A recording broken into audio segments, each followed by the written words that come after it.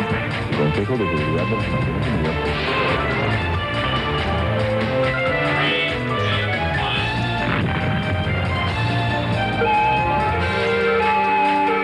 Hay que hacer con todos los medios.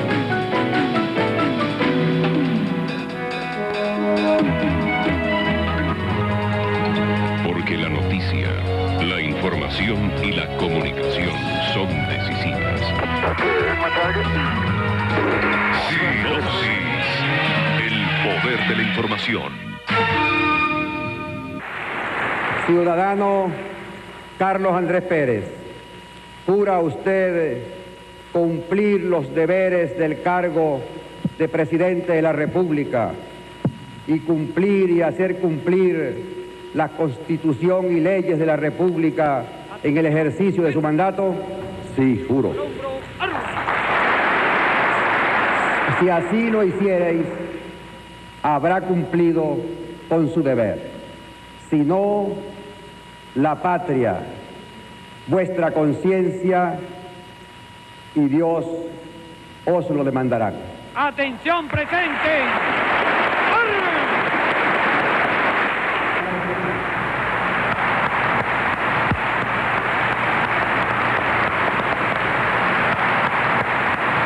La toma de posesión fue un acto pomposo que contrastaba con la realidad económica del país. Los ojos esperanzados del pueblo venezolano estaban puestos en el nuevo presidente, que en esa oportunidad dijo lo siguiente: asumo la presidencia de Venezuela con modestia, pero sin temor, persuadido de las inmensas dificultades que tenemos que enfrentar y convencido de que se ha acabado el plazo de las equivocaciones. Me esforzaré en el diálogo, en la persuasión, en la más abierta concertación de intereses, en la más transparente gestión pública.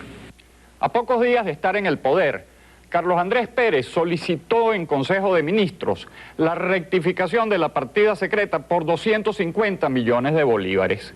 Nadie diría que esta solicitud lo llevaría a ser enjuiciado años después. Pero también, a pocos días de la toma de posesión del presidente Pérez, vino la revuelta del 27 de febrero.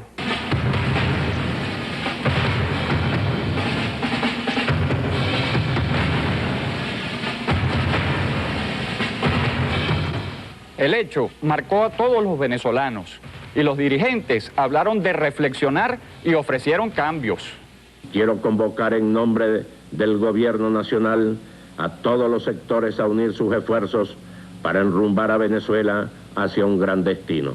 Para el 89 vamos a concretar la estrategia productiva en resolver los grandes problemas que en este momento tiene la economía venezolana. Nosotros pensamos que el gobierno tiene que sentarse a oír la crítica. Pero todo se quedó en palabras. En realidad, el único que cambió y maduró fue el pueblo, que cada vez se sentía más presionado por un paquete económico que llevó a la mayoría de la población a estado de pobreza crítica. El 4 de febrero de 1992, una intentona golpista sacudió al país y su fin quedó sellado con un por ahora. Pero el descontento comenzó a crecer velozmente. Por primera vez se comenzó a hablar de solicitar la renuncia del presidente Carlos Andrés Pérez. Ha surgido la idea de que una de las vías podía ser la renuncia del presidente. Y se ha dicho que es inconstitucional. No es inconstitucional, porque toda persona puede renunciar a cualquier cargo.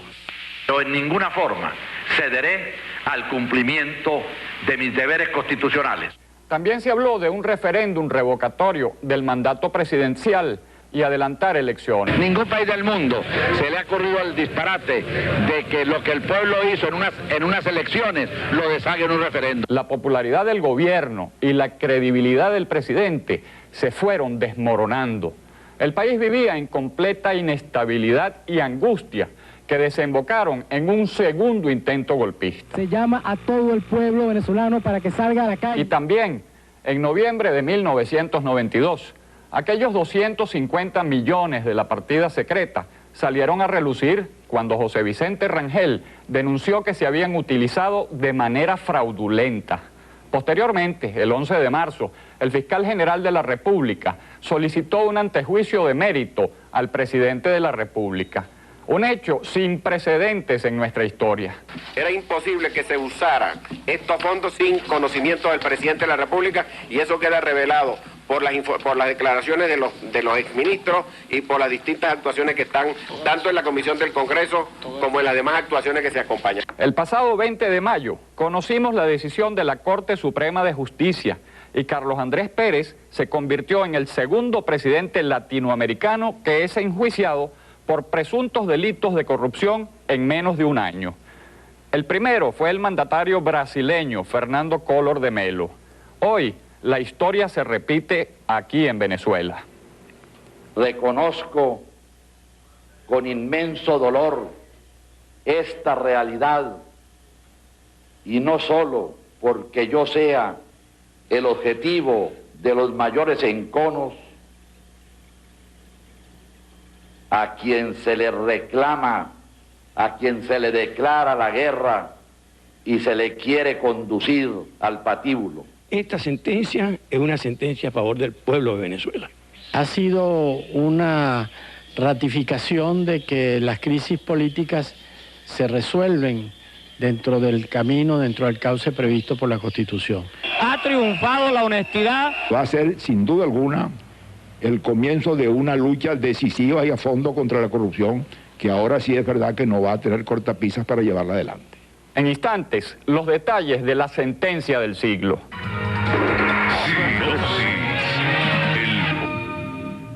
Primera semana. Renunció Vladimir Hessen. Alega que no se ha cumplido con el pacto para la reforma ni se ha aprobado la uninominalidad en la ley del sufragio.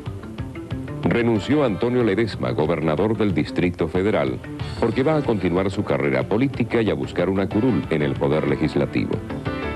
Renunció Fernando Martínez Mótola. También va en busca de una representación en el Congreso. Pero la decisión de Ledesma y Martínez Mótola quedaron sin efecto ante los rumores de la renuncia del presidente de la República. Esta posibilidad surgió a raíz de la evaluación de las investigaciones sobre el extravío de los 250 millones de bolívares correspondientes a la partida secreta del Ministerio de Relaciones Interiores, los cuales fueron utilizados supuestamente de manera fraudulenta. Informe de la Subcomisión de Contraloría del Congreso señala a Carlos Andrés Pérez como presunto indiciado en el delito de malversación de fondos. El Congreso atribuye responsabilidades políticas y conciernen al propio presidente de la República, Carlos Andrés Pérez, cuya actuación grandilocuente desde el punto de vista institucional, abusiva, espontánea, arbitraria, en momentos en que su competencia debía ser sensibilizada, ocasionó, trastornó, contaminó de ilegalidad hitos administrativos. El presidente de la Corte Suprema de Justicia, Gonzalo Rodríguez Corro, presentó su ponencia ante los magistrados del máximo tribunal y en la misma señala que hay méritos para enjuiciar al primer mandatario como presunto autor del delito de malversación de fondos. También Rodríguez Corro encontró méritos para enjuiciar a los exministros Alejandro Izaguirre y Figueredo Blanchard. Yo sería bien mal estratega si yo empiezo a decir por los medios de comunicación cómo es que me voy a defender, por dónde es que yo voy a argumentar. Yo primero estoy discutiendo con mis abogados y si llega el juicio, que creo yo que va a llegar, si llega el juicio, pues yo pondré en práctica la estrategia que estoy señalando. La ponencia de Rodríguez Corro sorprendió a más de uno. En primer lugar, porque había dudas sobre el ponente. Aquellos magistrados que tienen una relación íntima con el ciudadano presidente de la República y que han expresado opiniones al respecto con mucha anterioridad a este antejuicio, debieran inhibirse. El presidente de la Corte, Gonzalo Rodríguez Corro, en la primera acusación que nosotros intentamos el 16 de noviembre y que una de las acusaciones era precisamente la de la partida secreta, ya fijó posición el 30 de enero cuando votó en contra, se pronunció en contra del antejuicio de mérito en esa primera oportunidad. Por lo tanto, no tenemos ninguna garantía de que este sea un juicio imparcial. Entiendo que la ley de la Corte establece que el presidente, el magistrado presidente de la Corte, tiene el derecho de reservarse algunas ponencias, las que considere más importantes.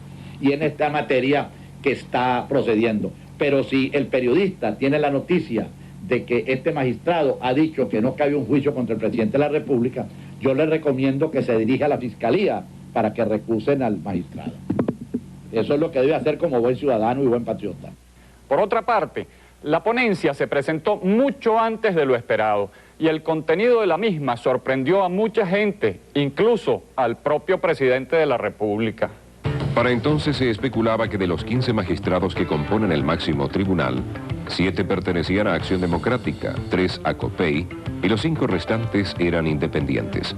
15 días es el tiempo legalmente estimado para aprobar o rechazar la ponencia de Rodríguez Corro. Es un procedimiento perfectamente previsto en el ordenamiento jurídico del país y por lo tanto su desarrollo no significa un menoscabo de nuestra institución democrática, sino el ejercicio pleno de los derechos de los venezolanos. Con estos acontecimientos, la suerte de Pérez estaba echada. El primer mandatario había dicho que renunciaría en caso de que la Corte Suprema de Justicia decidiera que sí había méritos para enjuiciarlo. Desde entonces, por todo el país, corrieron los rumores sobre la renuncia del presidente de la República. La medida en que él renuncie, ya sea cual fuese la decisión de la Corte Suprema de Justicia, en esa misma medida se inicia el proceso de recuperación y la confianza del pueblo venezolano en sus más altas instituciones. Mi deseo profundo como venezolano y como demócrata es que no haya interrupción del período constitucional, que está por lo demás muy próximo a concluir. Nosotros proponemos que sean las Fuerzas Armadas Nacionales quienes asuman institucionalmente la presidencia de la República a través de su máximo jefe después del presidente, que sería el ministro de la Defensa. Otros nombres que se mencionaron para sustituir al presidente Pérez fueron Ramón J. Velázquez, Enrique Salas Romer, Fernando Ochoa Antich, Ramón Escobar Salom, Rafael Caldera. Entre tanto, el miércoles 5 de mayo, el primer mandatario dirigía una carta a los magistrados de la Corte Suprema, pidiendo que decidieran con rapidez en torno al caso, pues no convenía mantener en zozobra a la población durante 15 días. Estima el presidente de la República, y así lo comparte el Consejo de Ministros, que esta etapa o ese periodo de incertidumbre puede traer problemas importantes al país. Sin embargo, el máximo tribunal optó por no trabajar bajo presión y tomarse el tiempo necesario para decidir. Hay una expectativa que de alguna manera converge sobre nosotros y nosotros entendemos cuál es esa expectativa y tratamos de resolverla lo mejor posible. Y así como el máximo tribunal dijo no a la solicitud presidencial de acelerar el proceso, también rechazó una invitación a Miraflores. Sabia decisión para no empañar el proceso. Así las cosas, el Procurador General de la República, Ricardo Ernest Contreras, a través de una comunicación dirigida al presidente Pérez, descalificó la ponencia de Rodríguez Corro. Manifestó que el antejuicio de mérito contra el presidente y 2 de sus exministros es inconstitucional por considerarlo violatorio del derecho a la defensa por parte de los indiciados. De estar viciado el proceso, la Corte debe decretar la reposición de la causa. El procurador es el abogado del Estado en las causas que comprometen al Estado. Sí, es posible que se le esté pasando un poquito la mano al tratar de defender también al presidente, confundiendo la figura del presidente con la del Estado. La alarma inicial creada en la población tras los rumores de renuncia del primer mandatario se esfumó rápidamente. Creo que las cosas van por buen camino, en razón de que son absolutamente normales. La gente está en su trabajo, la economía del país funcionando normalmente. Todos estamos mentalizados para que, sea cual sea la decisión de la Corte, se aplique rigurosamente, sin sobresalto, sin anormalidad de ningún tipo, el mecanismo que la propia Constitución prevé. Sin embargo, el tiempo de espera fue generando angustias, tensiones, y toda esta situación se reflejó en el exterior. Esta circunstancia se refleja en el prestigio de Venezuela en el exterior y estamos de nuevo en una circunstancia muy difícil y muy compleja. Nos sobran dedos de la mano para contar los días en que observamos con optimismo un repunte de la actividad económica luego de un breve periodo en que se vislumbró estabilidad política. Pero al volver la inestabilidad, los efectos se sintieron de inmediato en el ámbito económico. Subió el dólar, cayó la bolsa. Las tasas de interés activas, es decir, las que deben pagar los clientes a los bancos, subieron al 79%. Al finalizar la primera semana de mayo, el tema de conversación entre los venezolanos era ¿qué pasaría con el presidente? Todos dejaban volcar su imaginación para predecir lo que sucedería. Así, Venezuela quedaba a la expectativa de una decisión que haría historia. Ya volvemos. El poder de la información. Y si para la primera semana de mayo Carlos Andrés Pérez había dicho que renunciaría, días más tarde había cambiado de opinión al encontrar otra salida que no era precisamente la renuncia, sino una separación temporal. Yo no renuncio. Él le dijo a mucha gente, incluso a sus ministros, hace 48 horas que estaba dispuesto a renunciar. Hoy dice, nunca he pensado en renunciar ni he hablado de eso. Señor, por Dios, acuérdese que la gente oye, observa y que usted ejerce la primera magistratura del Estado, la representación de la República. Segunda semana. El abogado constitucionalista Alan Brewer Carías expuso que según nuestra Carta Magna, el primer mandatario puede separarse temporalmente de su cargo y nombrar a un presidente encargado. Aferrarse al poder estaba por encima de todo, incluso del propio país. Pensar que se pudiera aceptar con tranquilidad que el propio presidente cuestionado pudiera escoger a su sustituto era una locura. Sería inconveniente y perjudicial para el país y que no podría verse sino como una salida del presidente de la República que no consideramos es la salida correcta. En las Fuerzas Armadas no tendrá acogida semejante maniobra. La iniciativa de nombrar a un ministro encargado va a crear una crisis constitucional de la que él y solo él será responsable. La situación planteada contribuyó a aumentar la tensión en el pueblo, que estaba a la espera de una decisión del máximo tribunal. Una vez más surgieron disturbios en el Pedagógico y en la UCB. Caracas fue declarada en emergencia. El gobierno habla de subversión. El año pasado, por esta misma fecha, en una declaración mía, dije que habían guerrillas en las montañas de Oriente. La subversión encuentra determinados momentos para actuar. No significa un peligro para la institucionalidad democrática. Sí hay guerrilleros involucrados en este proceso. Sería muy grave que quisiera metérsele miedo a la opinión pública o a la institución. Los numerosos asaltos bancarios se atribuyen a esta subversión.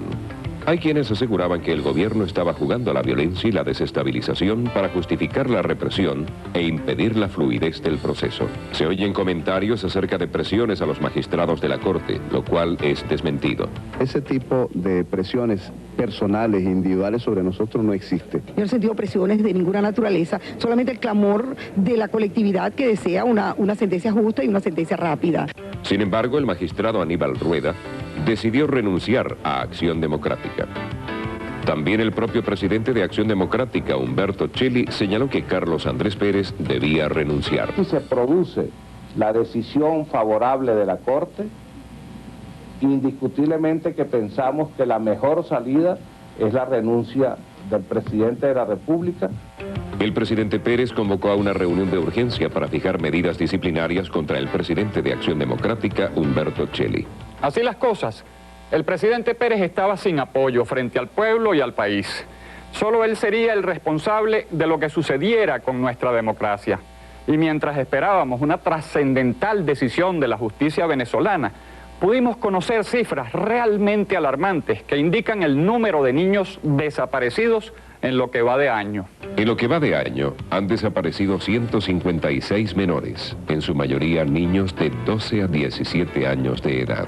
En el año 92, las autoridades procesaron un total de 727 denuncias sobre niños desaparecidos. Según la policía, en Caracas solo 376 menores fueron reintegrados a sus respectivas familias. Casi todas estas desapariciones se deben a desavenencias familiares, pero hay evidencias de grupos dedicados al comercio de niños. Una prueba de ello lo constituye uno de los casos más recientes que tuvo, afortunadamente, un final feliz. Robado recién nacido del Hospital Los Magallanes de Catia. Día luz a las 10:30 de la noche y la niña salió normal y todo, y me la prestaron y la enfermera la envolvió en el papel, en un pañal, y se la llevó para el retén. ¿Usted sabe en qué momento desapareció? Una enfermera auxiliar fue la raptora de la bebé. La PTJ sigue investigando posibles cómplices dentro del hospital. Pero ese mismo día, otro niño desapareció y aún quedan por resolverse casos como el del niño Miguel Alejandro Bravo. Fue secuestrado cuando jugaba en el jardín de su casa en Valencia. Yo lo único que quiero es que por favor me entreguen a mi hijo. Han transcurrido 6 meses y la PTJ no logra aún dar con su paradero. Definitivamente, hay que tomar precauciones y conversar con los niños a fin de hacerles comprender que no deben prestar atención a personas extrañas ni aceptar de ellos regalos o invitaciones. Es duro pensar que desde muy pequeños tengamos que someter a nuestros hijos a estos miedos y presiones, pero la situación nos está obligando. Vivimos una realidad que nos agrede sin distingo de edades. Otro de tantos ejemplos es sin duda la huelga de maestros, la cual finalmente a quien más perjudica es a nuestros niños. Más de 6 millones de alumnos están sin clases desde hace 13 días. Los docentes continúan en huelga de hambre al no firmarse un contrato que satisfaga sus aspiraciones laborales. Si la burocracia sindical firma la contratación colectiva, vamos a impugnar la contratación colectiva porque allí efectivamente nosotros no nos vamos a sentir representados porque eso es una burla al magisterio. El senador masista Cristóbal Fernández Daló se incorporó al grupo de los huelguistas. Lo hago porque considero que es mi deber como parlamentario, vinculado al medio educativo, potenciar desde mi cargo de senador una acción que es justa. No se vislumbra solución al conflicto de los educadores. Y a pesar de este y muchos otros problemas que parecen no tener salida, un buen grupo de venezolanos, optimistas y luchadores, se reunieron en la Universidad Católica Andrés Bello a mediados de mes para conversar y presentar propuestas en pro de un futuro mejor. En materia económica, se llegó a la conclusión de que la política podría definir el futuro económico de Venezuela. Hace falta que tengamos definiciones, que las cosas políticas se enrumben para que también se reanude el crecimiento económico. En materia educativa, se plantea un cambio en el esquema de financiamiento a las universidades públicas. Yo creo que hay que empezar a pensar en esquemas de financiamiento que supongan el pago de matrículas por parte de estudiantes que han venido incluso de colegios privados en donde han estado tradicionalmente y durante toda su carrera educacional previa pagando matrículas. En relación a la justicia, se discutió la igualdad de los derechos de los venezolanos. No puede ser que tengamos, por ejemplo, cárceles, las cárceles no estén dirigidas especialmente hacia los pobres. Eso es un problema social. En materia política, se trató la descentralización del poder. Sin la participación de las sociedades civiles regionales, tenemos el peligro de reproducir en los estados los mismos fenómenos de centralización que se han producido hasta hace poco en el país. En breve, los acontecimientos más importantes en torno a la sentencia del siglo. Sinopsis. El poder de la información. El poder de la información. Tercera semana. Caracas amaneció custodiada por efectivos policiales y guardias nacionales. La medida se amplió a otras ciudades del país. En Caracas fueron suspendidas las marchas y manifestaciones. Se habla de suspender las garantías.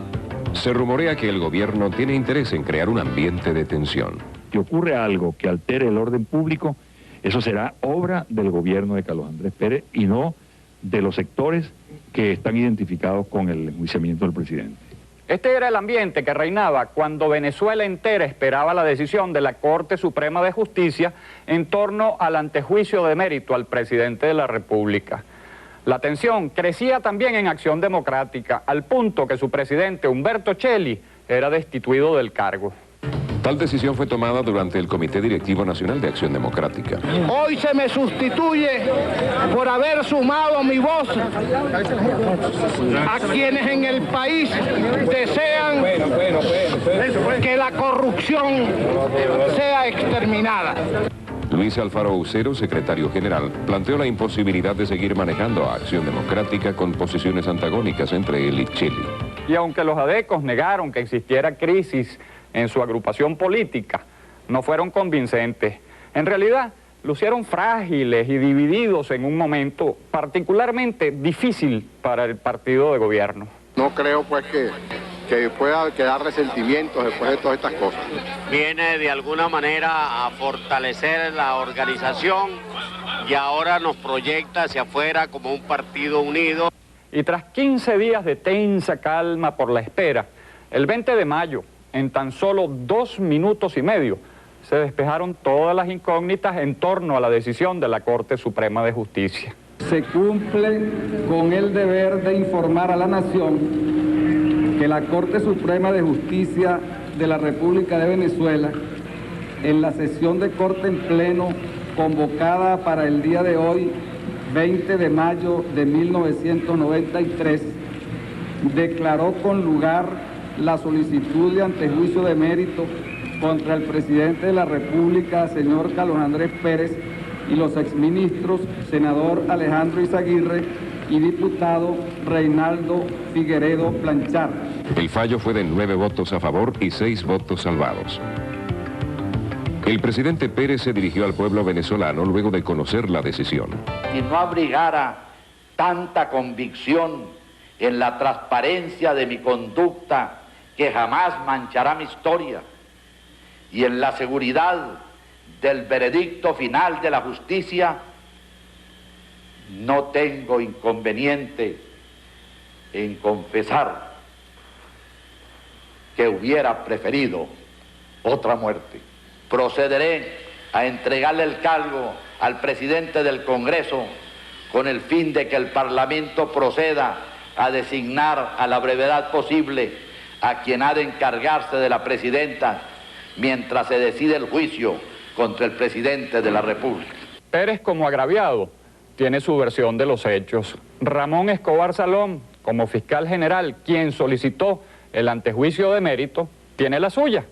Ahora pondremos ambas frente a frente. No me perdonan que haya sido 2 veces presidente por aclamación popular. No me perdonan que sea parte consustancial de la historia venezolana de este medio siglo. No me perdonan que haya enfrentado todos los avatares para salir victorioso de ellos. No se me perdona ni mis errores ni mis aciertos.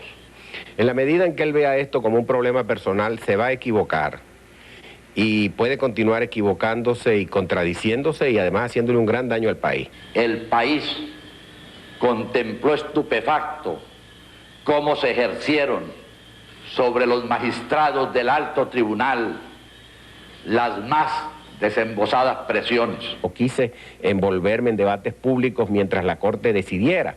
De mí, nadie podrá decir que yo presioné a la Corte. En cambio, yo sí puedo decir que las últimas actuaciones del presidente de la República, por televisión todo el país lo ha presenciado, constituyen insólitas presiones sobre la Corte y sobre la opinión pública nacional e internacional. Lucharé hasta la entrega de mi vida porque la democracia no naufrague en este nuevo trance de azarosas dificultades que vamos a vivir. El presidente de la República tiene un poco la idea de que sin él no puede marchar a Venezuela. No he perseguido a nadie he hostilizado. Yo he oído más bien otra versión, que se preparan una serie de venganzas, de atentados, de amenazas de todo tipo, aparte de la campaña sucia a la que estamos habituados, por parte de amigos y de defensores que supuestamente defienden la democracia. Y si histórica fue la decisión de la Corte, también quedará como parte importante en nuestra historia la sesión del Senado en la que se decidió por unanimidad que se procediera a enjuiciar al presidente de la República y a sus 2 exministros, Alejandro Izaguirre y Reinaldo Figueredo Planchar. Los que estén de acuerdo con el acuerdo leído, que lo manifiesten con la señal de costumbre.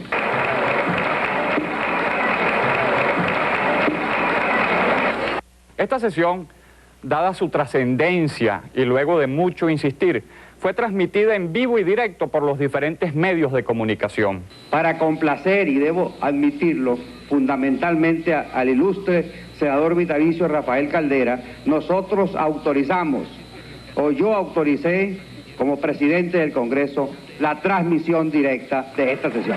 Lo cierto es que Venezuela entera pudo ver lo que allí ocurrió. Felipe Montilla de Copey y Pedro París Montesinos de Acción Democrática hicieron saber que sus fracciones parlamentarias darían su voto para aprobar el juicio al presidente. Luego tomó la palabra el senador vitalicio Rafael Caldera.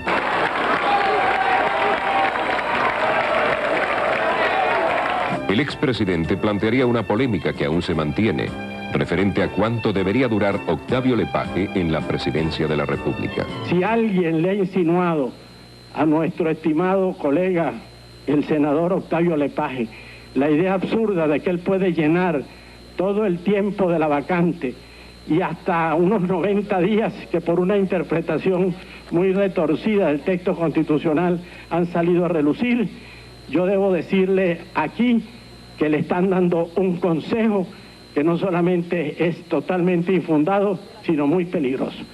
Si el doctor Lepage sintiera la tentación de quedarse ejerciendo la presidencia sin convocar el Congreso para que elija al suplente dentro de los 30 días, incurriría en una usurpación. Tenemos una gran responsabilidad.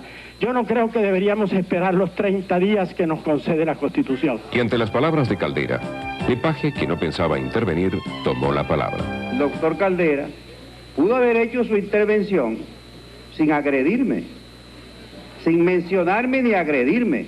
Tanto me agredió que dijo que yo podía ser autor de una usurpación que merecería que se me destituyera. Yo, en mi larga vida pública, no tan larga por supuesto como el senador vitalicio Rafael Caldera,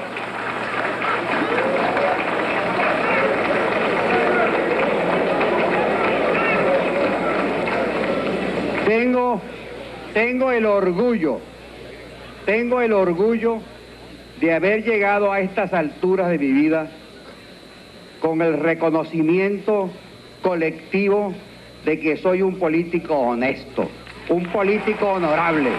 El artículo 188 dice, si la falta temporal se prolonga por más de 90 días consecutivos, las cámaras en sesión conjunta decidirán si debe considerarse que hay falta absoluta. De manera que a los 90 días podrían las cámaras decidir que no hay falta absoluta, de que continúa la falta temporal y el encargado continuaría. Posteriormente, ante el asombro de todos, Caldera tomó nuevamente la palabra para advertir. Si el senador Lepage se empeñara en sostener la tesis de que él va a gobernar por toda la interinaria, iríamos a la Corte Suprema de Justicia para que en decisión breve y sumaria dijera cuál es la legítima, la correcta, la patriótica interpretación del texto constitucional. De inmediato tomó la palabra la senadora Lolita Anillar de Castro, quien señaló, refiriéndose al presidente del Congreso, de que posiblemente en los próximos 30 días, si no menos, y espero que sea menos, por lo menos nos reiremos mucho, porque el senador tiene sentido del humor.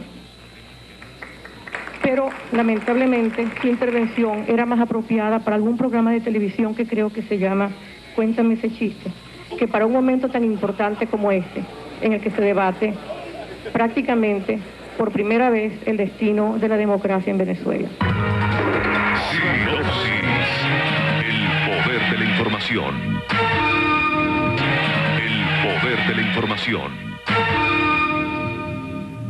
Afectivamente al menos. Se ruega prestar atención a la senadora Anillar de Castro.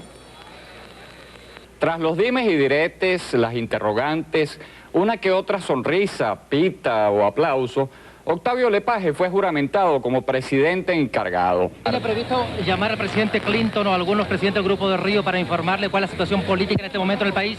Bueno, no exactamente, porque lo normal sería que me llamaran a mí para felicitarme. Salió rumbo a Miraflores con su escolta y caravana presidencial. Allá lo esperaba Carlos Andrés Pérez, quien pasaría por el difícil trance de hacer la transmisión de mando a quien fuera su contendor en las elecciones internas de Acción Democrática hace 4 años. Todos pudimos ver en nuestros televisores que fue un acto rápido y sin palabras.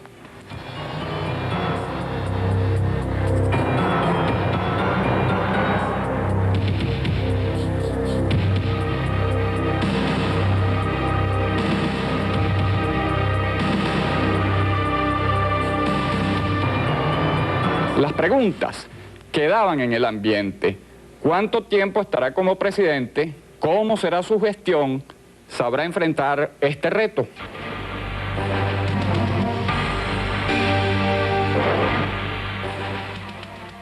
Cuarta semana. Gobernadores pidieron al fiscal gestiones ante la Corte Suprema de Justicia y al Congreso para definir si el presidente del Congreso de la República debe permanecer 30 o 90 días en el cargo. Es el Congreso el que tiene las facultades. Este no es un asunto que se pueda llevar en consulta a la Corte. Acción Democrática apoya a Octavio Lepage en sus aspiraciones de mantenerse 3 meses en la presidencia. COPEI sostiene que el presidente encargado no puede permanecer en el poder por más de 30 días.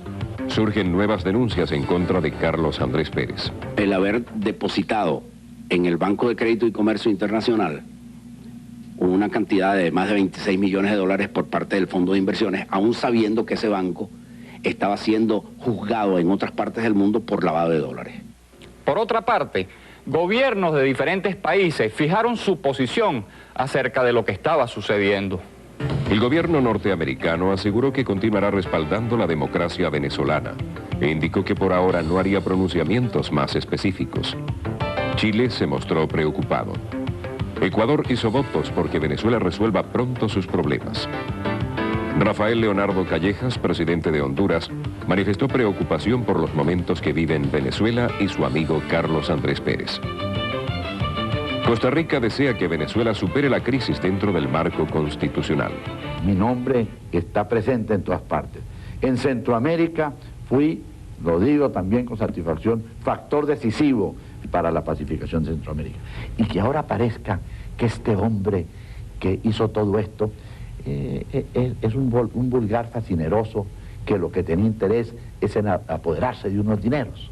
Por cierto, que en ese mismo programa de Primer Plano, Carlos Andrés Pérez hizo una promesa que no podemos pasar por alto y queremos que todos los venezolanos tengan presente. Si el juicio contra mí termina y yo veo un presidente que lo está haciendo bien, yo llegaré, tomaré posesión de la presidencia e inmediatamente lo encargaré de la presidencia de la República otra vez.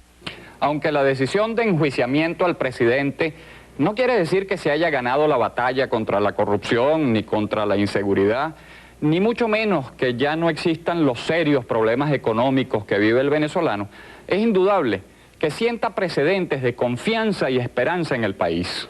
El pueblo, mediante diversas manifestaciones pacíficas y espontáneas, demostró su acuerdo a la decisión de la Corte.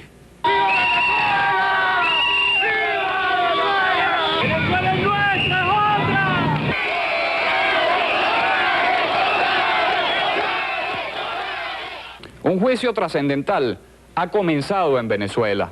Carlos Andrés Pérez deberá probar su inocencia. Desde mi posición de presidente, separado de mis funciones, retornaré a las luchas cotidianas, recorreré de nuevo a Venezuela, aunaré mis esfuerzos a los de mis compañeros de Acción Democrática para que la democracia se reponga de tan dolorosos quebrantos.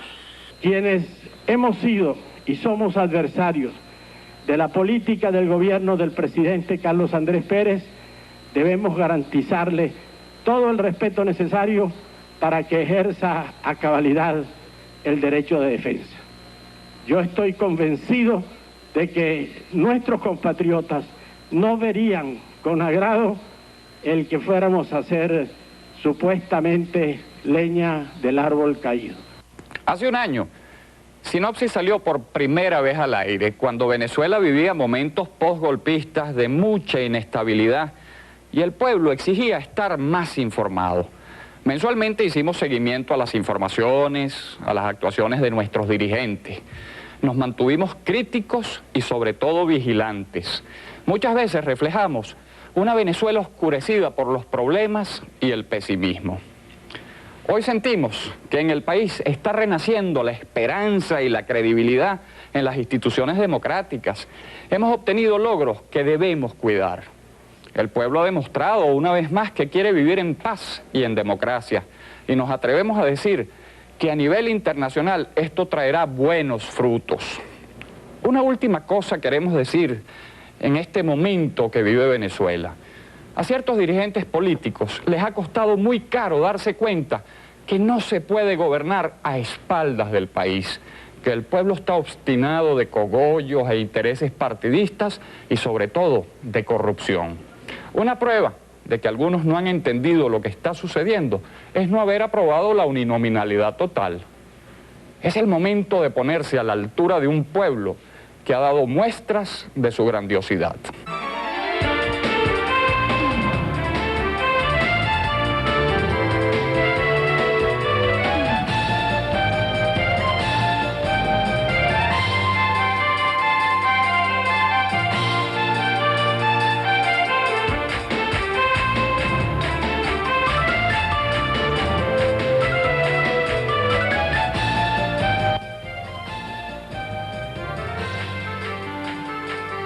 A continuación, por estas calles.